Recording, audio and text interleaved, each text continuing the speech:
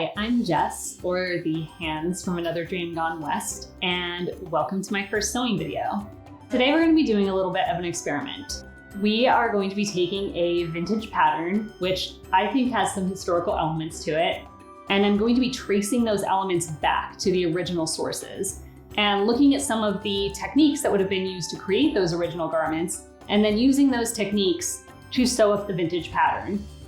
I'm hoping that by taking elements from all of these different things that I love, the historical techniques, the vintage pattern, by the way, I have like an unhealthy obsession with vintage patterns. I think, hang on, give an example. Actually, this is the pattern that we're going to be sewing. It is Butterick 6249. It gets from like maybe the late 70s, early 80s. They are like sassy. Like, look at that illustration. They're like living their best lives. I love the idea of taking all of these different elements that I love and sort of combining it into something that I can wear, sort of like creating my own aesthetic, me core.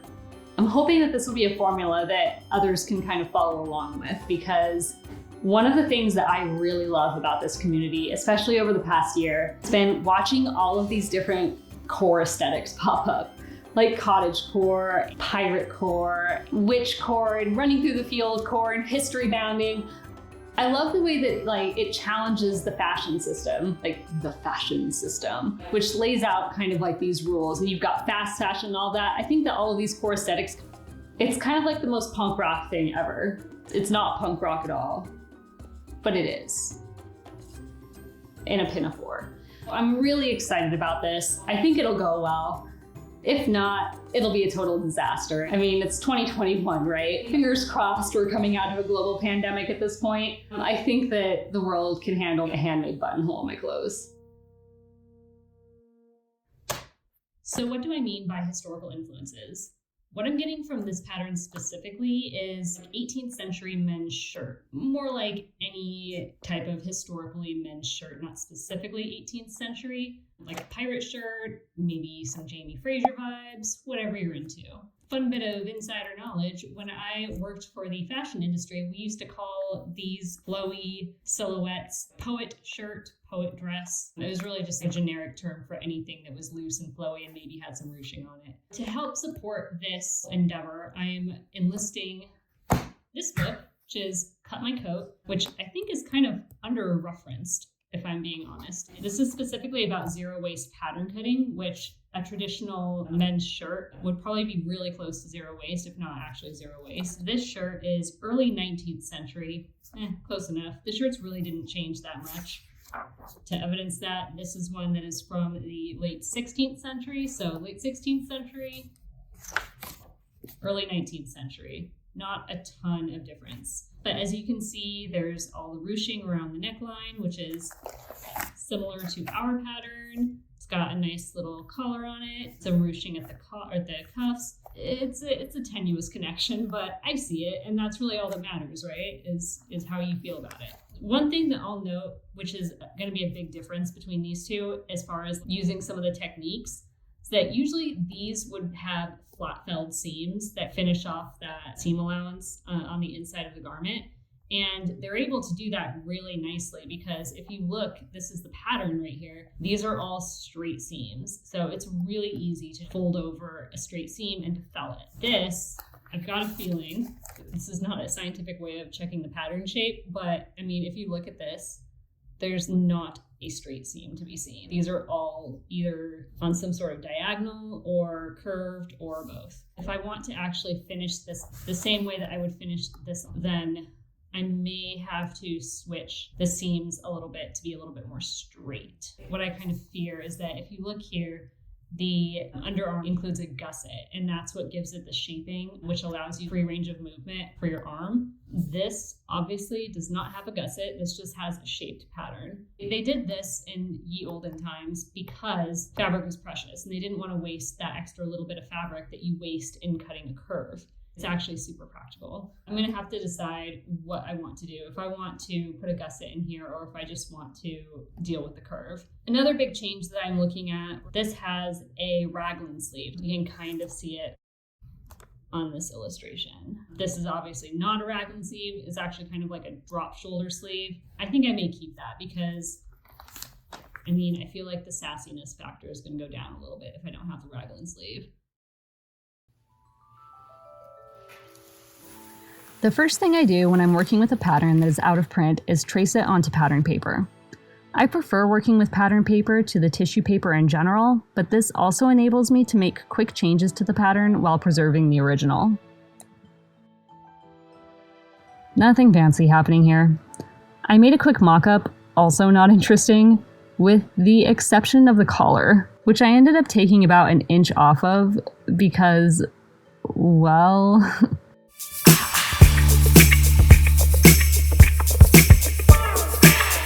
Anyway, onto the actual making.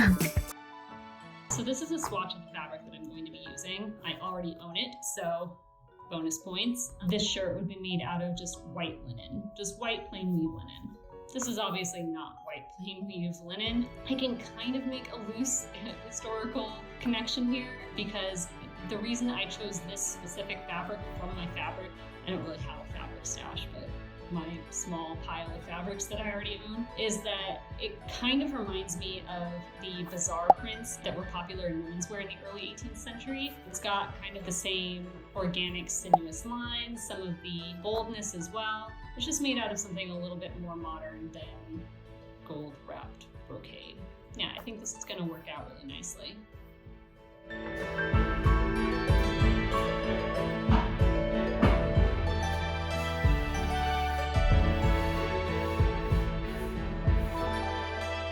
This is close to historic practice for cutting out patterns, but I actually prefer this method for modern sewing as well. Tracing around the pattern allows for greater accuracy than pinning the paper to the fabric and less fabric distortion than folding the fabric in half and stack cutting.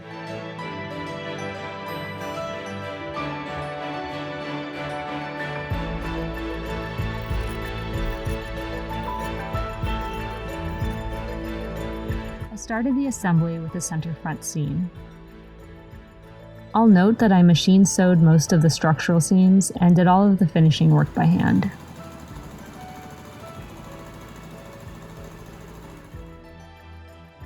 This is a method I've been using for years, although I don't know where I picked it up. When I know there's going to be an opening, like a neck slit in the center front seam, I press the seam allowance open, tuck the raw edge of each side under, and either machine stitch, or in this case, hand fell the folded edge down to cover the raw edge. This creates a symmetrically finished seam rather than a traditional asymmetric felled seam, and makes the slit at the top much neater. You'll see the difference when I get to the wrist openings. See? Just continue to turn the edges of the slit. I made my slit edges a little narrower and slip stitched them invisibly rather than fell stitching them, just because they may be seen when the neckline lays open.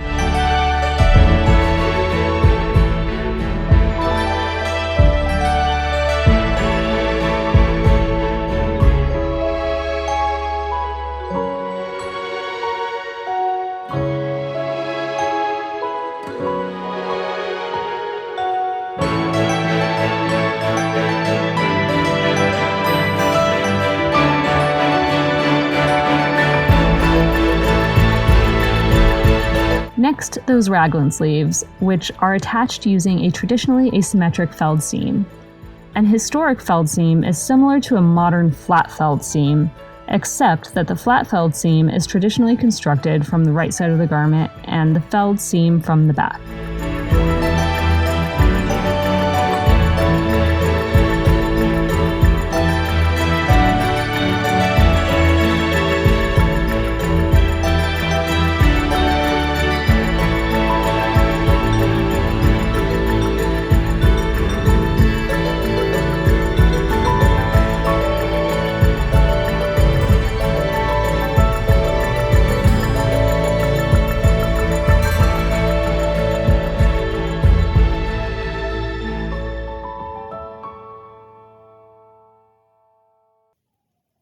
Now for the collar.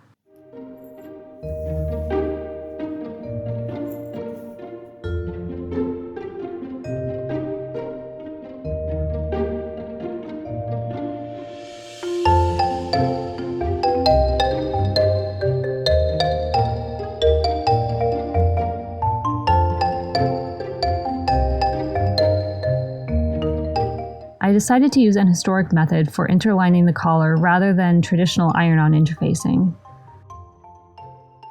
To do this, I basted the collar fabric piece to mid-weight plain woven linen, then cut out the linen using the self cotton as a pattern. This will now be treated as one piece of fabric.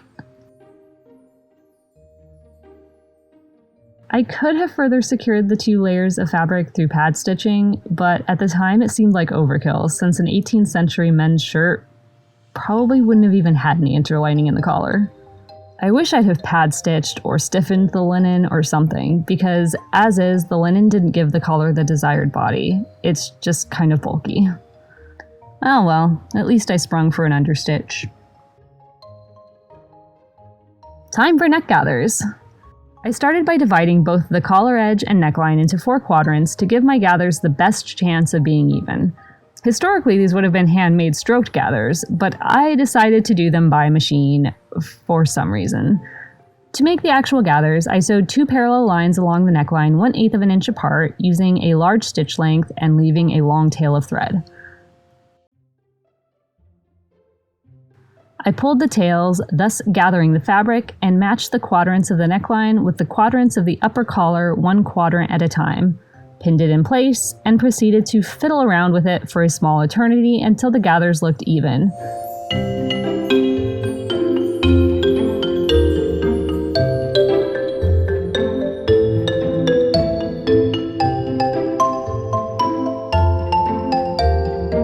I then sewed this all together and I literally make this mistake every single time I sew a collar. Every time. Every time. So this is my stupid mistake. Like, as you can see, here's the right side of the shirt. Here's the right side of the collar, which I very carefully pinned to the right side of the shirt. So when it flips over, here's the wrong side of the collar, and there's that little like edge stitch that I did. Obviously this is not going to work.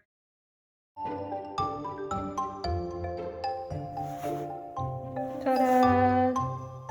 With the under collar attached to the neckline, I then pressed the unsewn top collar edge inward from the right side to cover all of the raw edges and the stitch line. I slip stitched this in place, thus completing the collar construction.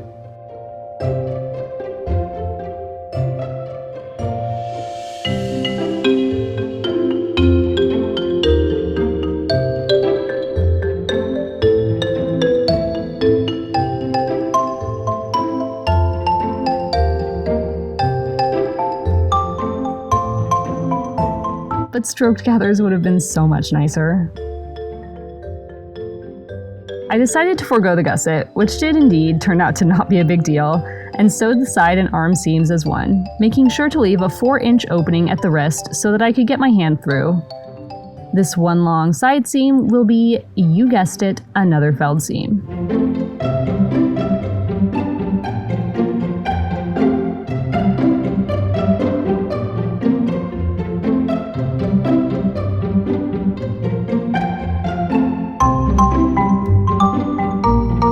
Here's where we're at. I've been working on this kind of in the wee hours of the morning because life. I'm finishing this off kind of the same way that I would finish off a shift, even though I'm actually not sure if this is the right way to technically do this on a shift. It's just the way I've always done it. The top of the slit is kind of folded towards the wrong side of the fabric to to enclose the raw edge of the fabric, and then the underside is sort of folded.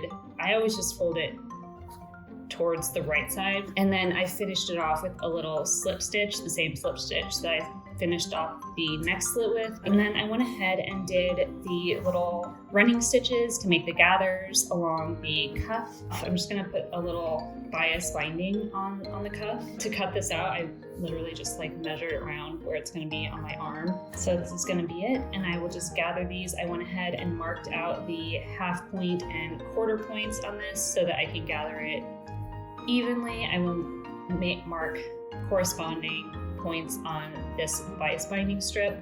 Once this is gathered, I will sew it like this. kind of actually do the exact same thing that I did with the collar. Like, think of this as like a very small collar.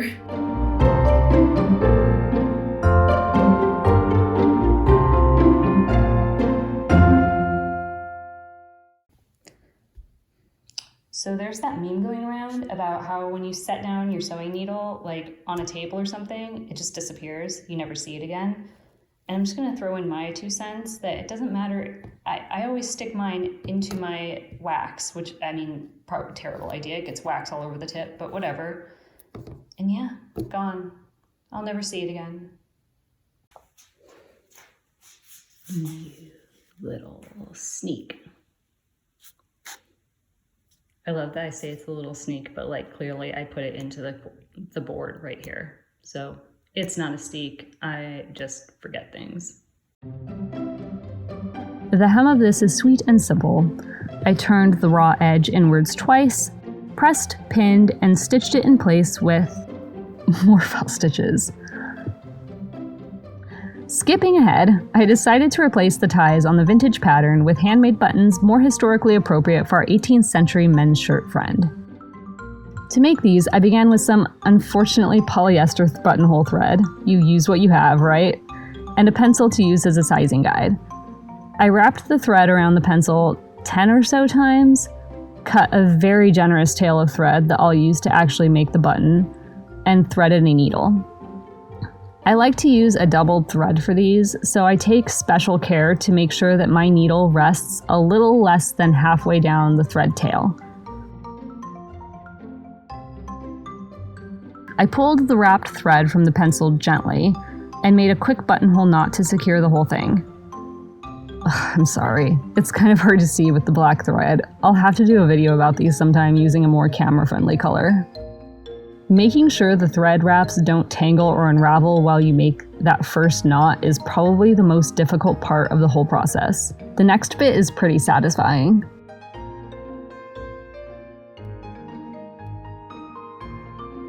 After trimming away any loose threads so they don't get in the way, use buttonhole stitches around the thread circle to encase the whole thing.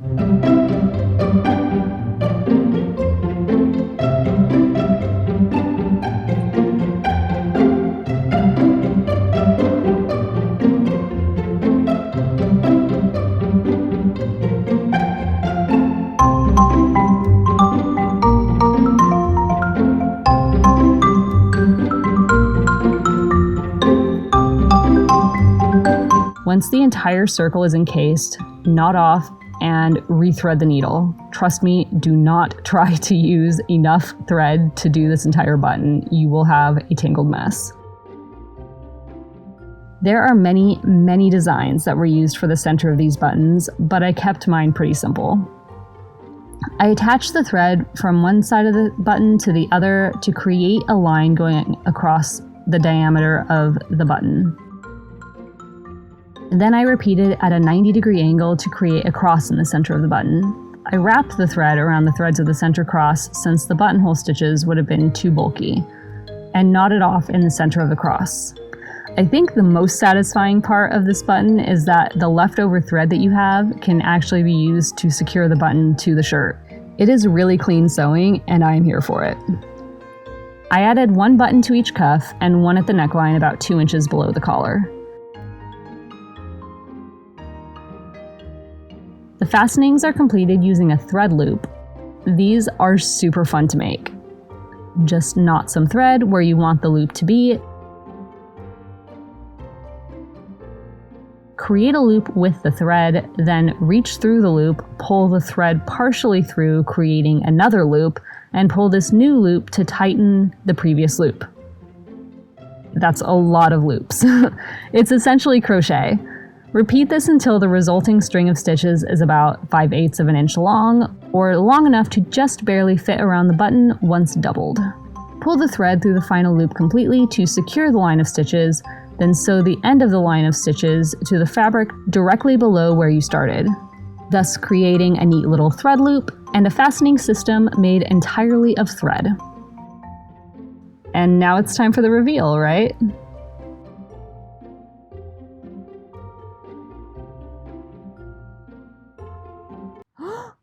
Wrong. Our patterning friends of the mid-century have let us down.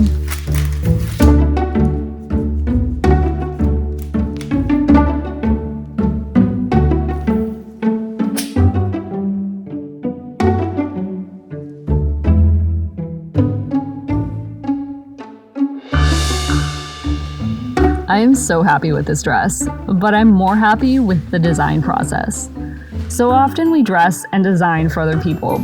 Surprise, when you design around the things that make you happy, you end up really enjoying the process and making something that is really meaningful. I have some ideas, and I can't wait to push this even further. Until then, thank you so much for joining me on this journey. If you enjoyed it, give the video a thumbs up or subscribe. In addition to more historical, vintage, modern mashups, I'm planning a couple of purely historical projects as well. I think we're going to have a lot of fun with this.